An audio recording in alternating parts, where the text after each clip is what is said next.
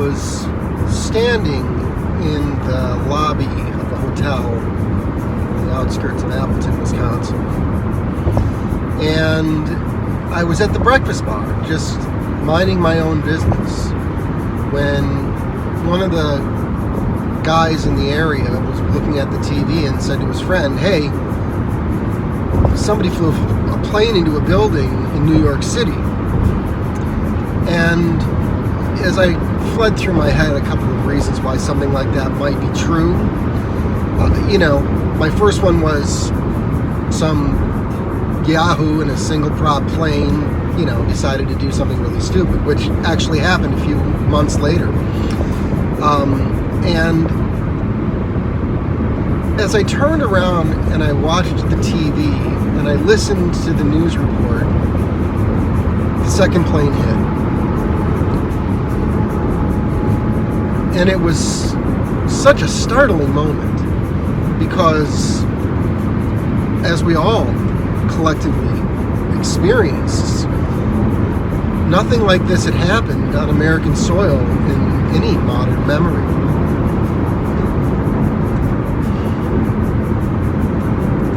I called my wife and I vacillated back and forth on whether or not I should keep my appointment that day.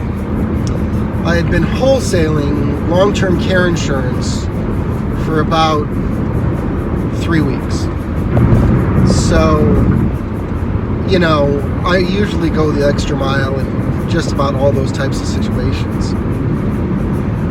Do I go to Sheboygan and do the lunch as if nothing else is happening?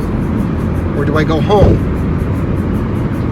And it took me all of about 30 seconds to decide that I needed to go home.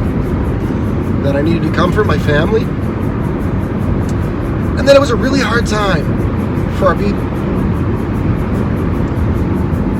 I had about 4.5 hours of listening to the news reports on the radio and commentary after commentary, trying to understand what happened.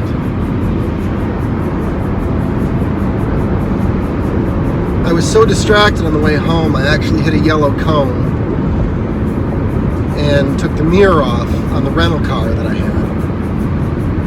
It's right about here on the road. I just thought of that as I was thinking about doing this video. And it was, as it was for all of us, a very trying time. Years later, I heard about a phenomenon that occurred in New York City hospitals. That roughly 9 months later, after 9/11, there was an influx of new births in the city. And I have a daughter who was born 9 months after 9/11.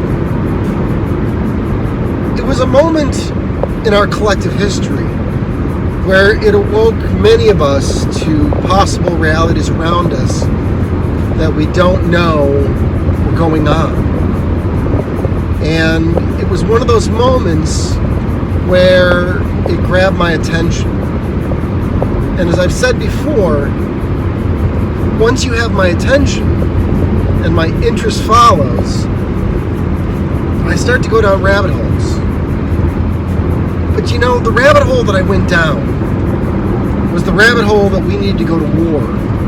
It was the rabbit hole that we needed to get revenge, that we needed to do this. I remember one day I thought to myself as they speculated on the chances of capturing Osama bin Laden, I remember saying to myself, or thinking to myself, I hope it takes a good long time. Because that's always a reason to justify ongoing aggressions. But that was what we were being fed. That we need ongoing and ever-present aggressions in these Middle Eastern countries. Heaven forbid anybody start asking the difficult questions like, why might some individuals decide this was a good idea? And the answer is, they were trying to get our attention. And that part of the story didn't really develop for me for another 7 or 8 years. And I'll talk about that when I get to that part of my experiences. But if you haven't watched my video called Angels and Airwaves, 9/11 as a mass ritual, you really should, because it really encompasses the idea that there are forces working on this planet that are working in all of our lives, that are crafting for us a moment of awakening, not one of violence, but one of love and one of peace. And I know that sounds very pie in the sky, but I keep having to remind people every once in a while, we're talking about gods here. The good guys. I hope you have a good week.